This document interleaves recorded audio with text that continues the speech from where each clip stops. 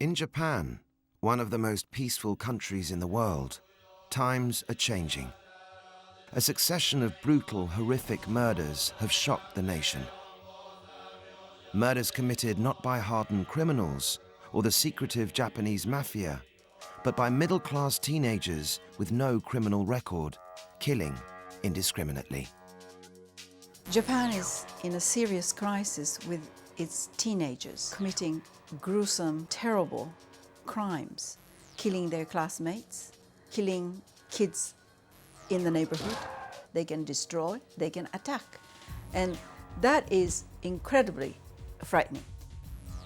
ここでその相手を殴った場所は顔と血が出てないでも口から泡吹いてで白目向いてたのを覚えてました。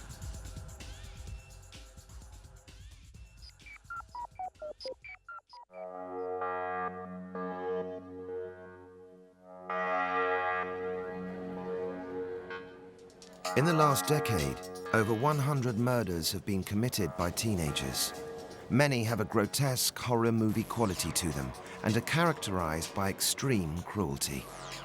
A 14-year-old decapitated a younger boy and placed his head on the school gate. A 17-year-old hijacked a bus and stabbed commuters with a huge carving knife. What has caused this recent spate of murder in a country whose young people are traditionally at the heart of a peaceful, ordered society? Japanese have always viewed children as naturally good and gentle and kind, naive human beings. To think that a kid feels that he hates that person so much that he wants to destroy that person, it's quite shocking to everyone.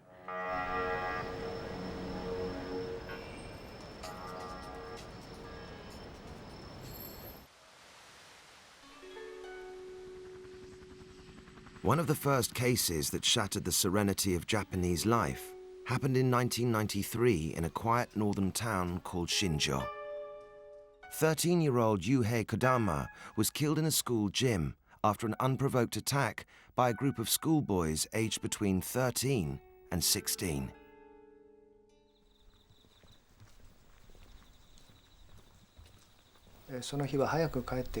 On the day he died, my wife reminded him that he was supposed to come home early for an English lesson. He said, I know, I'm off now. His voice stayed in my head ever since. When Youhei didn't come home at the usual time, we contacted the school and asked them to look around for him. After the phone call, I ran to school, as it's not far from here. I saw that the door of the gym was open, so I went inside. I found a boy lying in the middle of the floor. I couldn't recognize him because of his swollen face. When I looked closer, I saw that the shape of the nose and lips were the same as Youhei's. I held him, shook him, and called his name, Youhei, Youhei, but there was no response. The boys had apparently lynched him, kicked and hit him. Then they threw him inside a rolled-up gym mattress. He suffocated to death. No teacher was present, and no one knows what actually happened to Youhei in the hours leading up to his death. No reason was ever given for this brutal attack.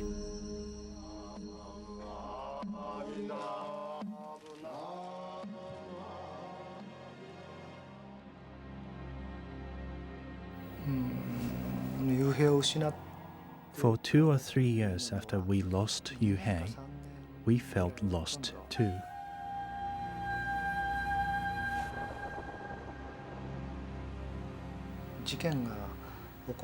We didn't know what to do after my son Youhei was killed. I felt a piercing pain in my heart when I saw boys of the same age going to school.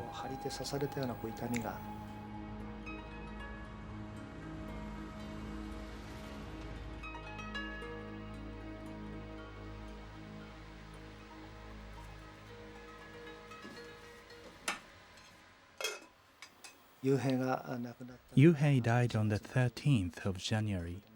Every month on the 13th day, we cooked the food my son used to love. We offer it to him to comfort his soul as part of the Buddhist ceremony called Meinichi. I think one of the reasons that Youhei was killed was that the boys who weren't any good at school felt desperate about their future.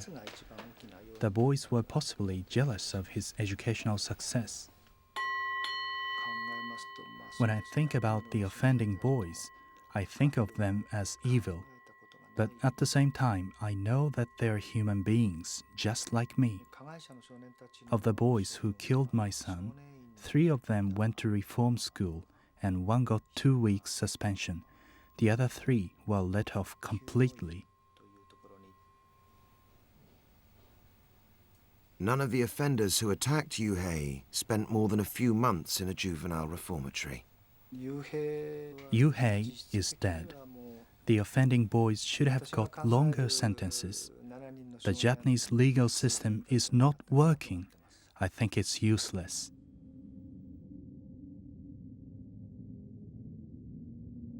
The Japanese Prime Minister acknowledged that Youhei's death was only the tip of the iceberg.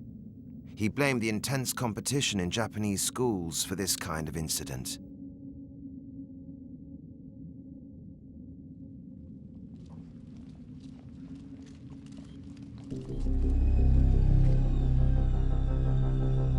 Three years later, in 1997, it was the gruesome murder of a schoolboy from Kobe that brought the problem of Japan's teen killers to international attention. A 14-year-old student abducted 11-year-old Joonha Se from school and took him into nearby hills. He then tortured, strangled, and decapitated him. The severed head was left on the school gates. The police assumed that they were dealing with a psychotic adult. When the identity of the killer was discovered, there was universal astonishment and disbelief. I was very shocked when I found out the offender was the same age as my own child.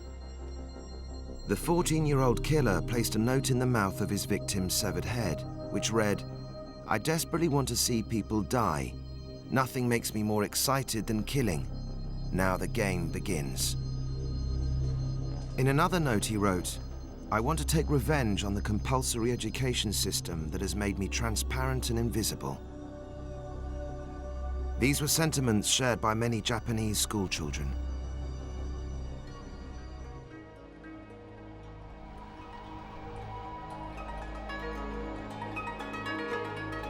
But rising teenage violence doesn't stop at the school gates.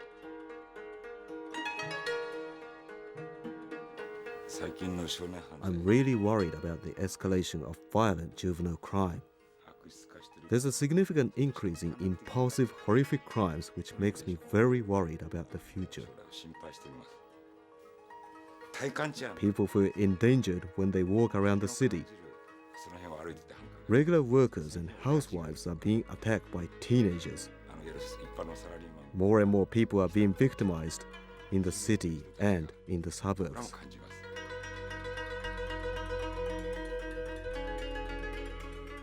It's not just random acts of teenage violence that are plaguing Japanese towns and cities. There are over 1,000 teenage motorbike gangs known as the Bozuzuku throughout Japan. These gangs, made up of ordinary Japanese teenagers, have become a dangerous and uncontrollable force in Japanese society. Surprisingly, there is almost no gun culture in the teen motorbike gangs. They roam around in uniforms at weekends late at night. Big groups of them on stolen or modified bikes. Most carry knives or baseball bats. If the enemy attacks them, they hit them with these metal baseball bats. They're also used for robberies. That's the reality.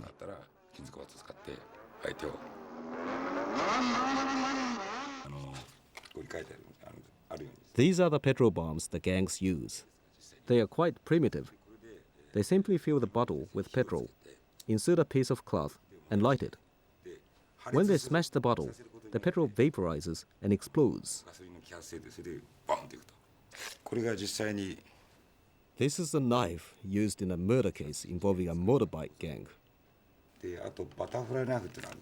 This is a butterfly knife. It's the same one that was used by a student who stabbed a teacher in Tochigi. You can open it quickly with one hand.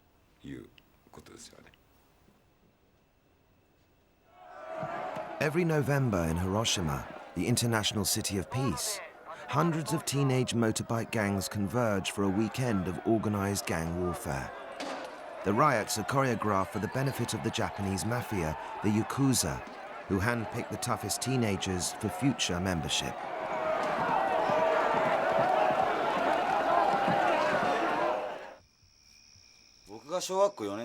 There were 2 Bosozoku motorbike gang members near where I lived, and I worshipped them.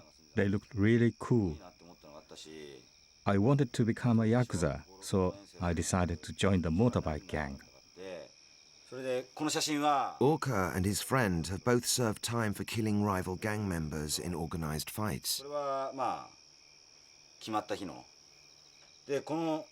This is from a newspaper reporting a fight we had.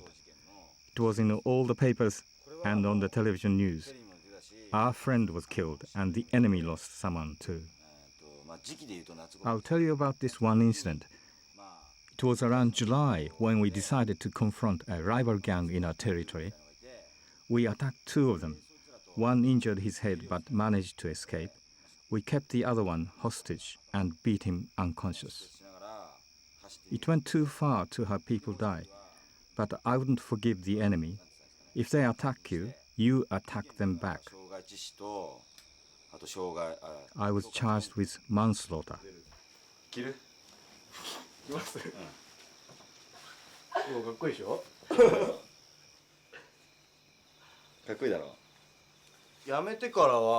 After you stop being a gang member, you never put the outfit on again, so I feel quite nostalgic.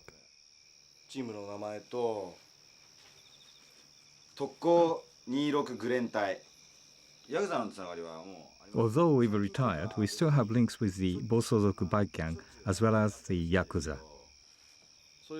If you have connections with a senior Yakuza, he'll come to your meetings. They'll come and find you, even if you don't ask them to. We believe in Yamato Damashi, which means the Japanese spirit of never retreating. If you get involved in a gang fight, there is no going back. You have to win. During World War II, the spirit of Yamato Damashi was part of the Pearl Harbor attack and describes the spirit of kamikaze pilots.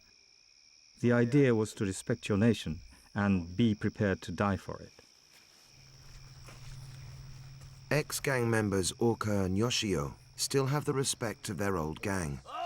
The gangs follow the strict martial traditions of the Yakuza, the Japanese mafia.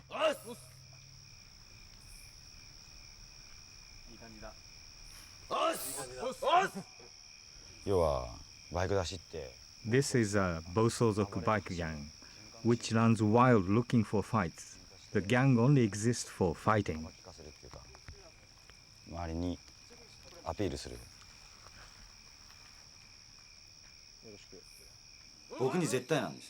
They see me as the almighty, the senior, the old boy. Whatever I ask the others to do, they have to obey. They'll just answer yes sir to whatever I tell them to do.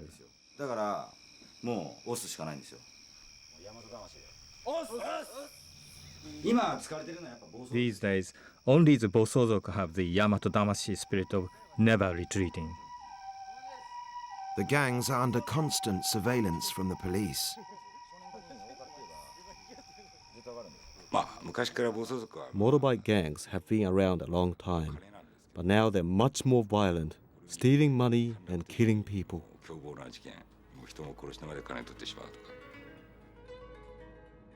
There's still a problem, but at least we can observe the gangs. But the kids who commit random impulsive acts of violence are completely invisible.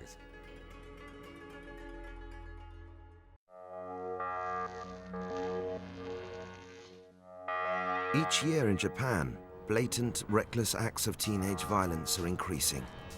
The Japanese people are at a loss to understand why this is happening in their country, where overall crime is still much lower than Europe or the US.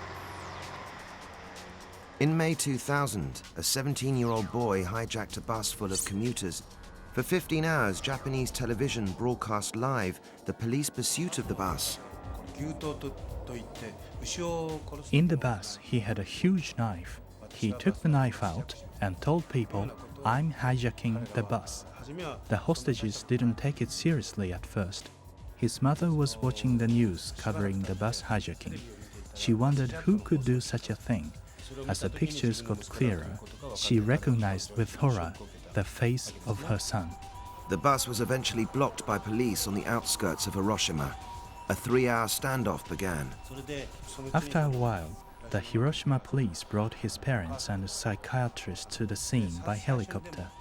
First, the doctor tried to talk to him through the window, but that made him furious. Next, the father tried, but the police stopped him. The mother cried and screamed that she wanted him to stop, but in the end, it was all hopeless.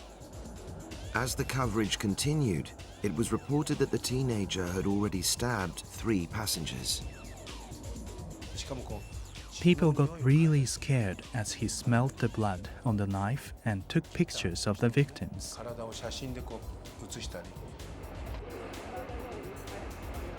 In the early hours of the morning, the police decided to storm the bus. One woman was found dead from multiple stab wounds. The killer had no previous criminal record. It was his time at school that had apparently made him mentally unstable.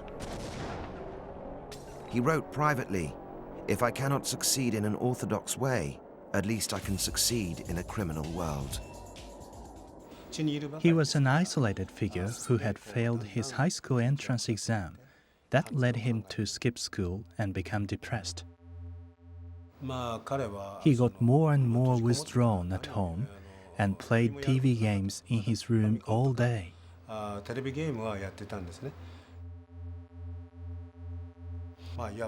He became a Robinson Crusoe figure in his room. His room became his whole world, where he sat cocooned playing violent video games. He wasn't good at communicating with others and was bullied from an early age. His belongings were often taken away from him.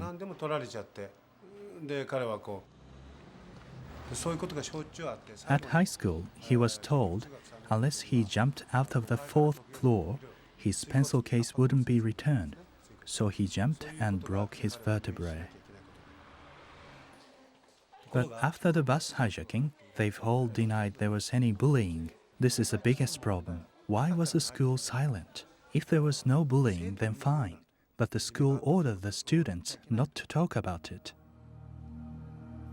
The Japanese now have a term for random, motiveless, and explosive violence committed by teens. They call it kireru, which means to snap or explode. What is causing these kids to kireru is the subject of intense debate in Japan.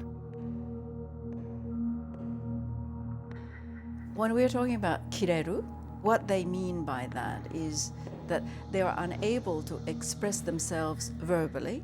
They simply, jump and start acting violently. Japanese have always made friends with machines. In other words, they know it is a machine, and yet they want to establish a quasi-relationship with the machine. Children think video games serve their needs better than the real human friends because you can manipulate the games more easily than you can manage human relationships.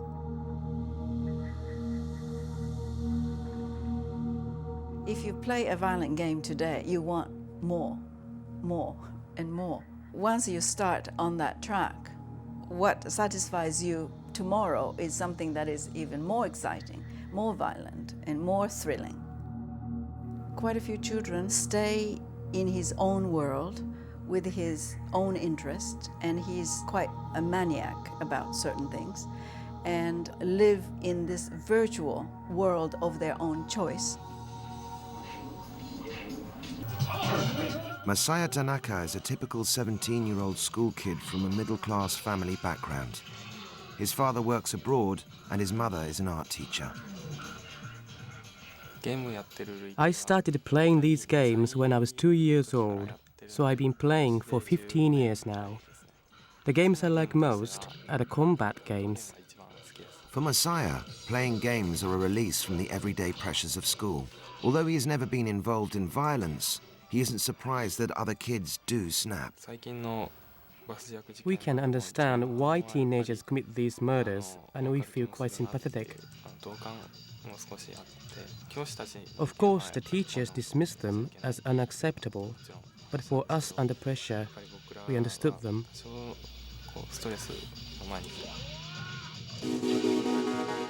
For students to be successful, they have to spend long hours studying in a highly competitive, exhausting environment.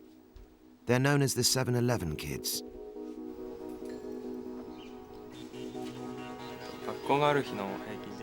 On an average school day, I get up at 7 and go to school at 8. School finishes at 5, and after that, I go to cramming school. On the way back from cramming school, I grab a bite to eat and arrive home at about 9 p.m. We are forced to study. There's hardly any free time left as I have to do homework. The life kids lead today is made up of great pressure at home from the parents to succeed, and in school where everything is rather competitive. I can understand why kids can go mad at times. In 1992, I surveyed 1,800 junior and high school students. 20% were frightened that they would go insane. More than 30% felt their life was a failure.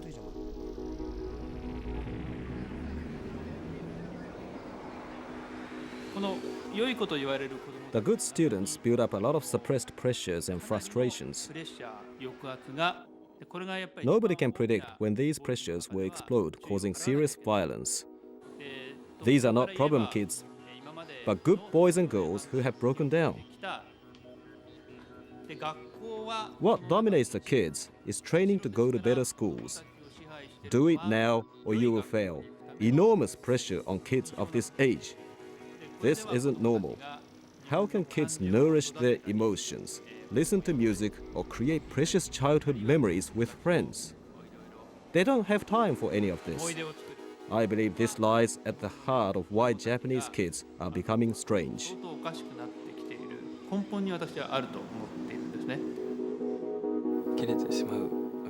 I understand what those Kireru students are feeling. They are under lots of pressure from school. I think the increased stress can trigger these crimes. Japanese school kids are subjected to a rigorous series of exams to get into top high schools, the only way to university and a good job. By the age of 15, 80% of school kids have failed this vital exam, and many have lost hope. It's become the norm to send kids to extra cramming schools. This makes them really exhausted. More and more of them can't make it through the exam wall. This has put teachers in the front line. Several have been violently attacked by their pupils. Last year, at another school, a teacher was shot in the face at point-blank range with an air rifle after he scolded a boy for being late. Other teachers have been stabbed by knife-wielding students. On school open days, we have to ask parents to help with the security of the kids. Teachers are not enough. You can't predict where trouble will break out next. It's crisis management. 4 years ago, at this high school outside Osaka, an incident happened which changed everything. A 16-year-old boy named Takakazu Take was brutally attacked by a boy from another school. We couldn't protect this student, and this has caused us a lot of pain. Words cannot express our shock.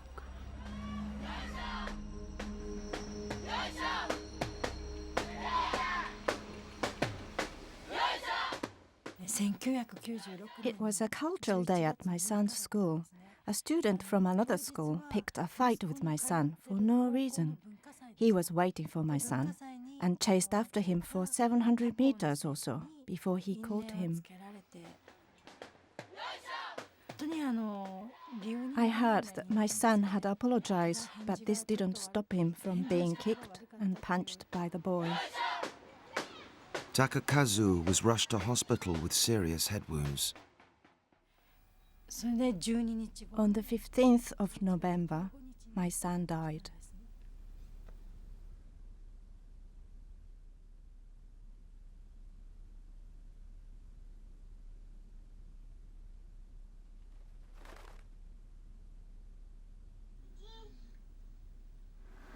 This is my son.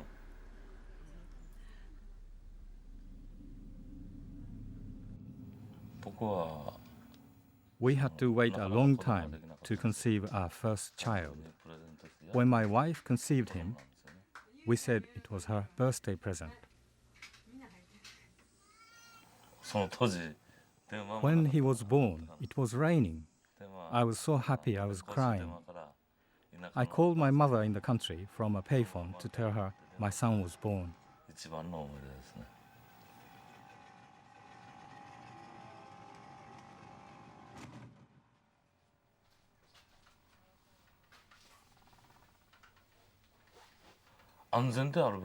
School is supposed to be the safest place in the area. So why does a boy who left for school in the morning, absolutely healthy, have to come back home as a corpse? The incident was such a sudden event, and because it involved a juvenile, we weren't informed or anything. The court case was held in private, and we weren't allowed to know what had happened to our son. We weren't told at all about the verdict. A teacher at the school told us first. The boy was sent to a reform school, and he was released within a year. The law concentrates on the protection of the offenders while ignoring the victims. It seems there is no real punishment when a 16-year-old kills another person.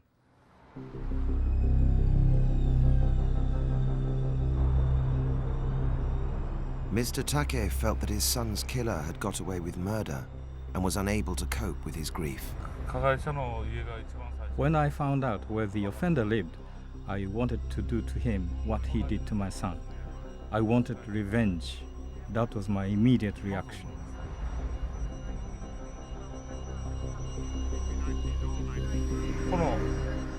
That killer's house is just over there. That one, that white house over there. I get really angry thinking that the boy who killed my son may be watching TV or having dinner in that house. He's living normally after killing my son. He gave us no apology, and this makes me furious. Right after the incident, I drove here several times. I thought, what if I saw the guy and just hit him with my car? I could say, oh sorry, I was just careless, and get away with it.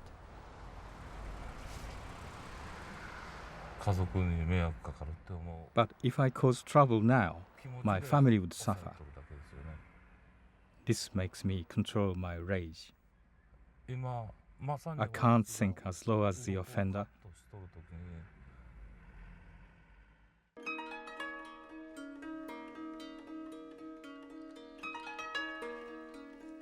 Mr. and Mrs. Take began to blame each other for their son's death. We fought with each other, shouting and turning the dinner table upside down. The neighbors could hear us fighting, as our house is so small. We had two options, either to get divorced or live in hell together. The frustrations were overwhelming because we couldn't speak out or find out any information. Although it is completely against Japanese tradition to discuss private grief openly, the Takes decided to go public. I remember my husband asked if it would be all right to give up our privacy. I said yes. We wanted people to know about the case. We made up our minds to make our voices heard. The Takes have set up the first ever victim support group in Japan. They are the first to openly challenge the juvenile law, which they believe is soft on teen killers and ignores the victims' families. The Takeis want open trials in teenage murder cases and tougher sentencing for young killers. In May 2000, another murder horrified Japan and added an even greater sense of urgency to the Takeis campaign. A 17-year-old schoolboy randomly stabbed to death an old lady in Aichi, central Japan. After his arrest, he apparently told police he committed the murder because he wanted to have the experience of killing while still a juvenile.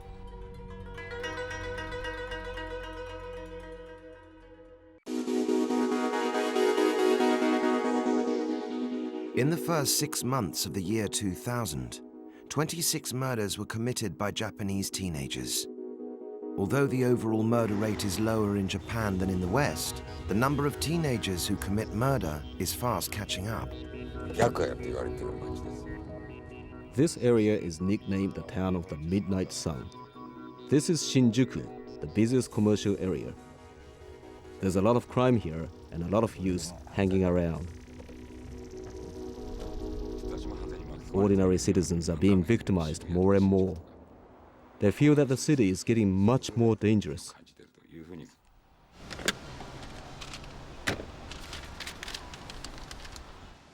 These are some guys caught on surveillance camera attacking somebody. That's the boss. Number 2, this is the guy who did the stabbing. The victim was killed during this attack.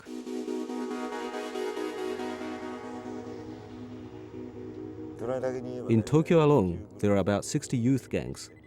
In total, that's about 800 to 1,000 members. They commit murder and robbery. They even abduct girls and rape them. Some of the kids who join the gangs are not delinquents, but are from middle-class backgrounds. These teenagers are united by more than friendship. They're all ex-gang members, and 3 of them have done time in Japanese reformatories for serious crime. Yoshiya Suzuki served 14 months for killing another gang member when he was 17. He agreed to be interviewed if we concealed his identity. He comes from a middle-class background and lives with his family in an expensive suburb of Tokyo. Whatever I asked for, my parents agreed. They brought me up in a really carefree environment. When I started high school, I soon dropped out. I got bored playing around and wanted something else. My friend asked me to join the gang. It looked like fun and I wanted excitement.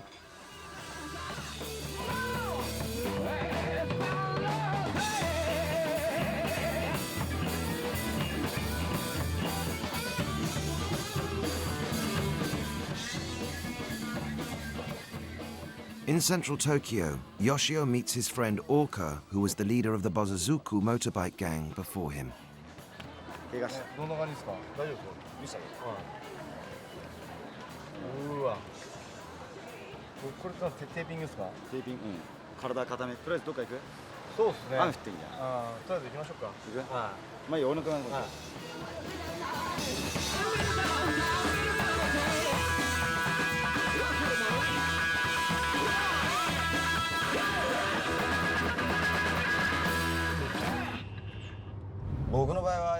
For me, I liked the fighting most. I enjoyed intimidating the other gangs and making our gang stand out.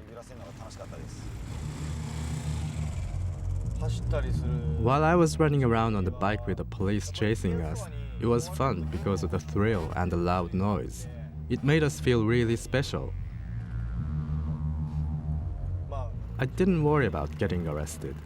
Even if you were caught, you would only get a month at the Juvenile Reformatory, or a year at most if things went badly. Compared to adults, the punishment for us is short. That was definitely at the back of my mind. Most of the teenagers in the bike gangs know that they will only get light punishments. The gangs are on bikes, 20 or 30 spread across the road, driving slowly. A car behind beeps at them and they stop and attack the car with baseball bats,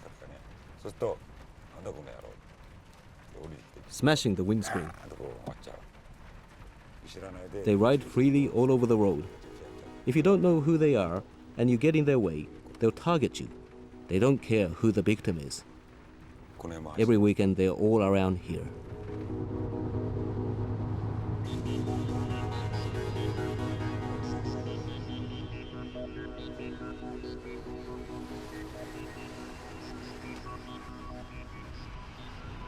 Superintendent Kato has spent over 20 years tracking down and convicting the Japanese mafia. He's now focusing on the teen killers. The kids who join gangs tend to be hopeless at school and get scolded at home because their grades are so low. Gang kids have a strong desire to show off and don't know how to communicate verbally. As the Japanese economy struggles, the kids can't find jobs when they graduate. They get frustrated by that, so they release their stress in gangs.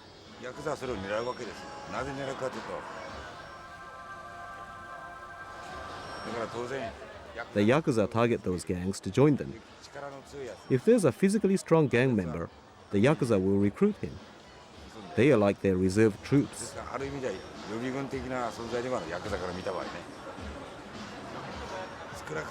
These kids around here, they're okay. They are doing nothing wrong. They are just enjoying themselves. But we can keep an eye on the kids who commit really atrocious crimes.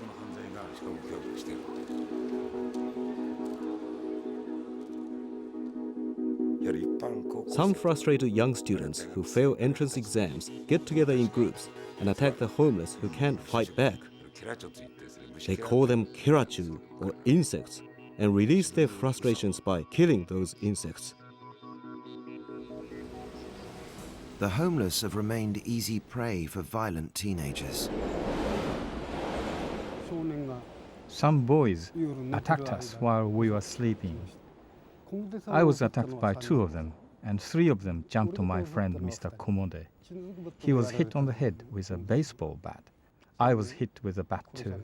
My friend died.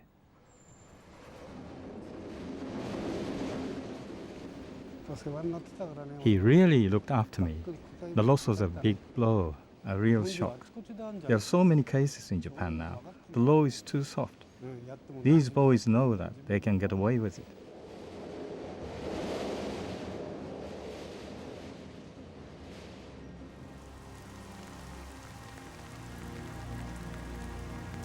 On the night of July 7th, 1997, Yoshiya's gang was planning an attack on a rival gang.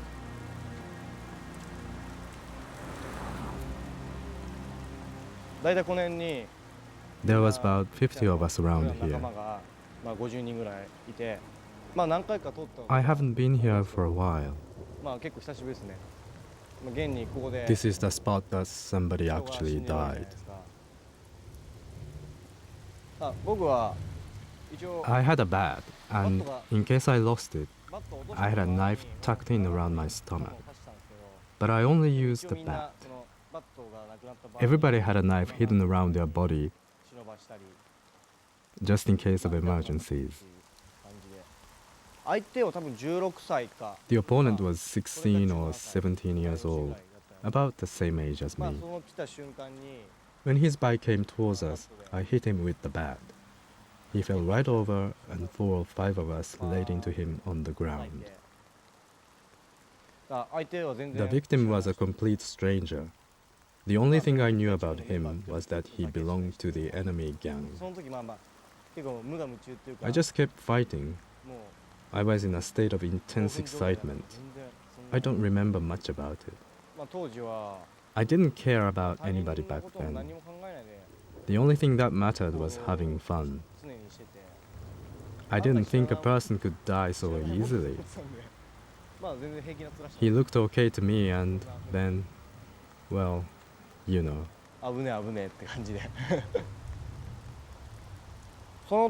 Back then, I didn't feel anything for the dead guy.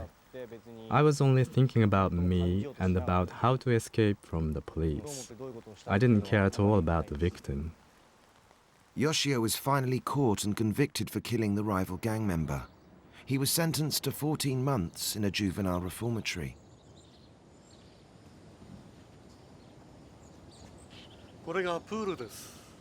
Reformatories such as this one outside Tokyo offer young offenders good facilities lenient treatment, and short sentences. これが私どものテニスコートです。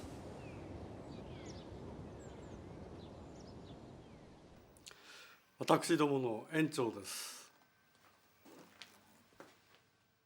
The Japanese way of dealing with young offenders dates from an era when extreme teenage violence was practically non-existent.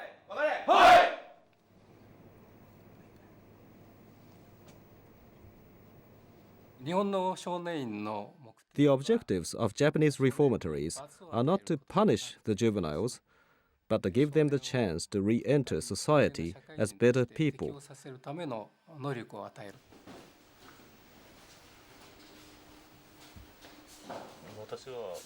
I think the reason why juvenile crime is getting worse is a lack of punishment. Teenagers learn that you will receive a light punishment for killing somebody. The longest you will get is a year in a reformatory. This situation is bound to make juvenile crime worse.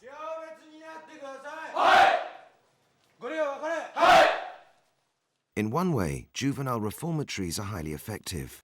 Only 1 in 4 kids re-offend, compared to over 3 out of 4 in the US. But many Japanese worry that they are no deterrent for first-time offenders. Life in the reformatory was so regular and healthy compared to the life I lived before I went there. You get up and have your breakfast at a certain time, exercise at a certain time. It's really regular. After I came out of the reformatory, I started believing that I could do something with my life.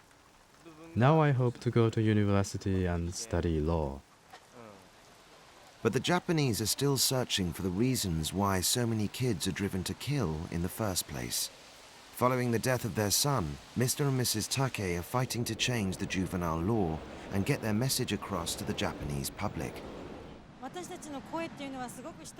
Individually, our voice is not loud enough to be heard, but through the mass media, like television and the radio, our message will reach a lot more people. We set up the association because we needed to speak to people who had lost a beloved child, like us. We all agreed that the juvenile law was at the root of the problem.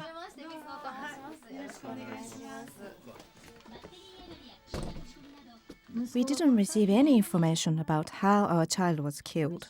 We weren't even given the name of the offender.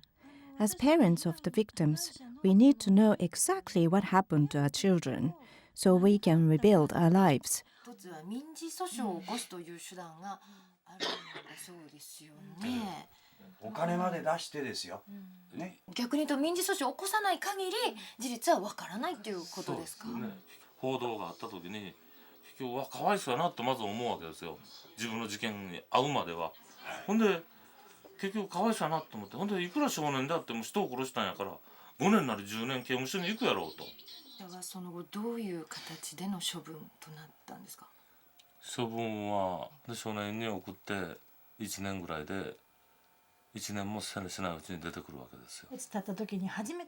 I saw the offender's face for the first time 3 years and 4 months after our son died. There's been no apology, no chance to meet him, and he's got away with it without showing any remorse. When I saw the offender in court, he was no longer a boy, but a grown man. I couldn't look at his face. My son stopped growing at 16, but his killer grew into a man. I was so overwhelmed with sorrow. I missed my son so much. The current juvenile law was established in 1945 when the main crimes were stealing, shoplifting and fighting. The situation has changed drastically since then, so the law should be updated, shouldn't it? The Take's public demand for a review of juvenile law has huge grassroots support. Japan's widespread revulsion at kids who kill has provoked an angry national debate far exceeding that of the Bulger case in the UK. I spent a year and 2 months in the reformatory. If you ask me, I feel like the sentence was too short.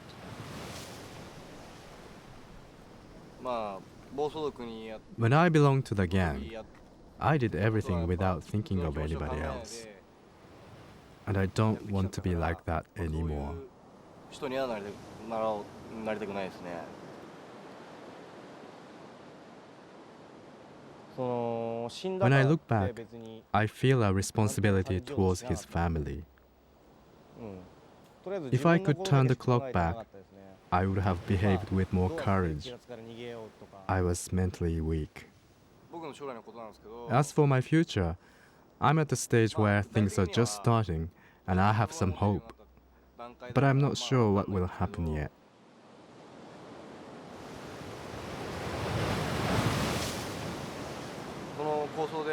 After the fight, I'm still alive and can do anything I want. But the victim has no future.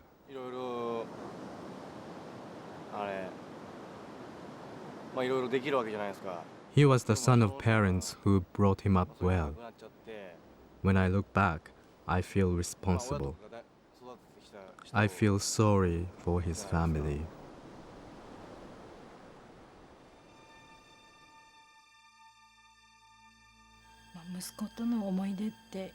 I have so many memories of my son. He often called me Oka-chan or Mummy. I still hear his voice ringing in my ears.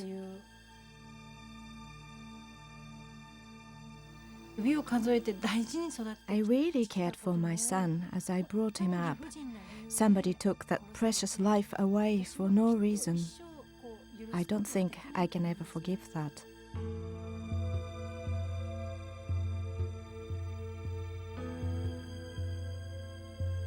The Takeis are finally winning their battle. They have recently heard that teenagers who kill are now more likely to face open criminal trials and longer sentences. At the end of the year 2000, the Japanese government announced there was to be a nationwide investigation into why so many teenagers become violent. The law is set to change.